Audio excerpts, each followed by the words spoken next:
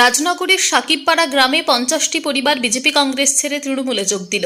আগামী 13 মে অনুষ্ঠিত হতে চলেছে লোকসভা নির্বাচন। এই নির্বাচনের আগে কংগ্রেস এবং বিজেপি ছেড়ে এইসব কর্মীরা তৃণমূলে যোগ দেওয়ায় তৃণমূলের সংগঠন আরও মজবুত বলে মনে করছেন তৃণমূল নেতৃত্ব। রাজনগর ব্লক তৃণমূল সভাপতি সুকুমার সাধু তৃণমূলে যোগদানকারী এইসব কর্মীদের হাতে দলীয় পতাকা তুলে দেন। অন্যান্যদের মধ্যে উপস্থিত ছিলেন ব্লক সহসভাপতি রানা প্রতাপ রায়, অঞ্চল সভাপতি পরিমল সাহা, গ্রাম পঞ্চায়েত উপপ্রধান শেখ সেলিম, অঞ্চল যুব সভাপতি গোপাল ধীবর সহ অন্যান্যরা।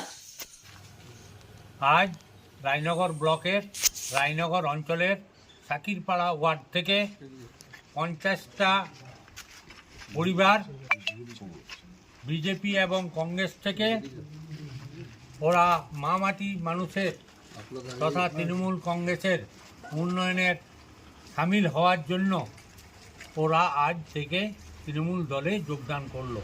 আগামী